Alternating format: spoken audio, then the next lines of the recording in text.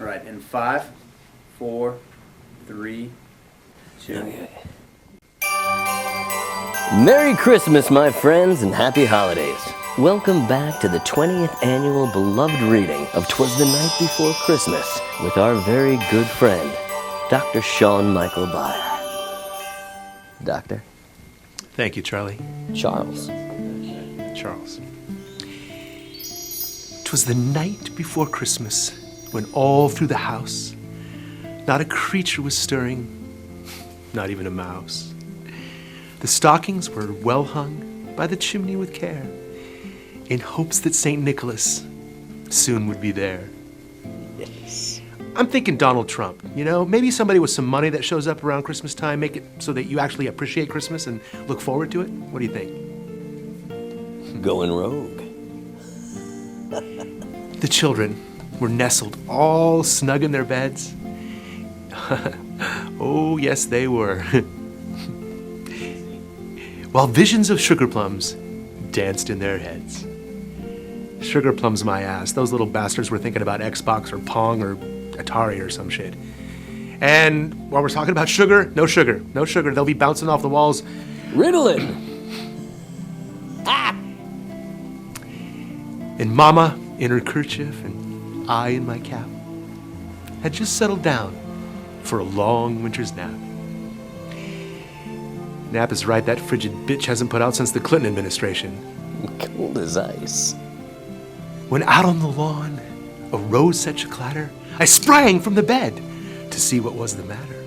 Away to the window, I flew like a flash, tore open the shutters, and threw up the sash. What the hell is a sash, and why am I puking it up? No one knows. I wasn't that wasted, I swear. When what to my wondering eyes should appear but a miniature sleigh and 8 tiny reindeer. Okay, I was a little wasted, I suppose. Trashed. With a little old driver, so lively and quick, I knew in a moment it must be Saint Nick. To be honest, he kind of reminded me of that perv gym teacher I had back in high school. Always had to personally hand us a towel and talk about last week's game, even during spring break or at church getaways. Sweaty. Sweaty boys. Boys in the steam. Penn State. Too soon. More rapid than eagles, his coursers they came, and he whistled and he shouted and he yelled out their names. Yo, Dasher and Dancer and Preacher and Vixen and Tito and Jermaine and Tony Shalhoub. I want to know, where the hell is Rudolph? I mean, let's think about this. Where is he? Where is he? But then again, if you think about it, that cartoon is so politically incorrect. You know, the one from the 60s, Rake and Bass? Burl Ives, the opening number, little snowman dude. Okay, Rudolph is different, granted, but they won't play any reindeer games with him. Oh, hell no, God forbid. They beat his ass, Sean. No wonder he goes off with that dentist and that creepy Yukon Jack dude. Get away with the boys. Just a man and his reindeer. In the woods. As dry leaves that before the wild hurricane fly, when they meet with an obstacle, mount to the sky. I have no idea what that means. No one does, Sean. So up to the housetop the coursers they flew, with a sleigh full of toys, and St. Nicholas too. You know, I'm thinking, no toys, how about a Hannibal Jack and some Cool Ranch Doritos? Charlie? Charles. Uh-oh. I think someone had an accident. We'll be right back after this word from our sponsor. And we're good. Get in there, fix them up.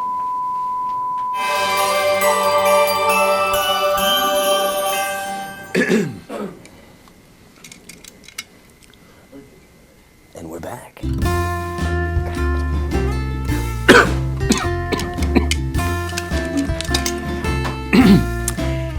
As I drew in my head and was turning around, down the chimney St. Nicholas came with a bound. Too bad the fire went out, huh?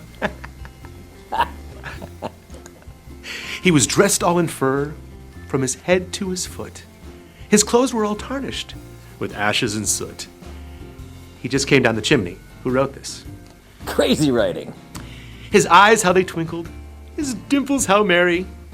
His cheeks were like roses. His nose like a cherry.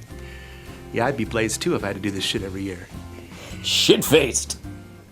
His droll little mouth was drawn up like a bow, and the beard of his chin was as white as the snow.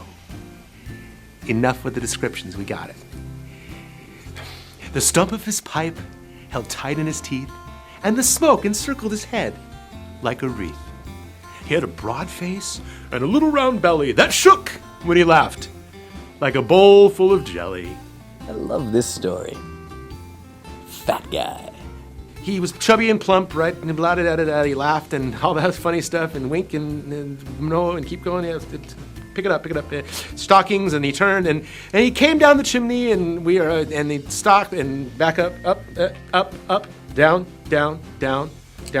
keep going, down, wink, spoke not a word. Yeah, keep going. Spoke not a word, but went straight to his work and filled all his stockings and then turned like a jerk. With. What? With? What? I believe it's with a jerk. That's not funny. Yes.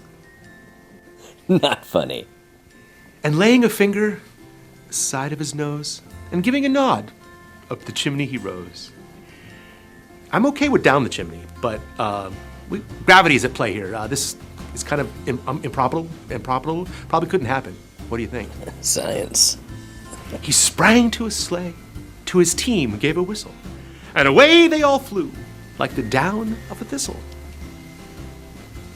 Down of a thistle. Down of a thistle. Google thistle.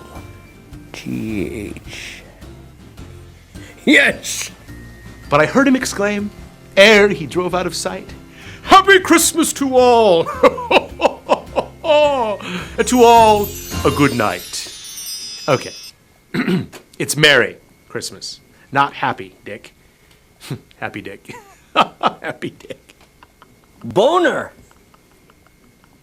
Secondly, ere he drove out of sight? Who says ere? It sounds like you're constipated or something. I need more fiber. Honey, could you give me some? I'm still taping Sean's show. Let me get back to you. Honey, get in here.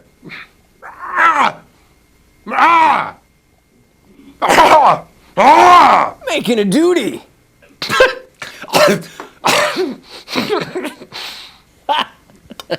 A boner.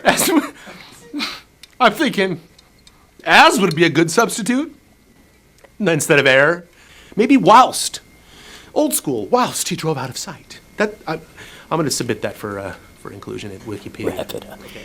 What? Really wrap it up. I gotta go. Okay. So Santa left. The kids got their shit. I got some Jack, some fresh porn. We should be good. I hate this fucking poem. Tonight's broadcast was brought to you by Grampers, adult diapers for people who can't control their bowels. Also brought to you by our good friends at bustanut.com. Man grease. Also brought to you by our friends at Rewax Your Back. Merry Christmas. I'm Charles Schlatter, and I'll see you next year.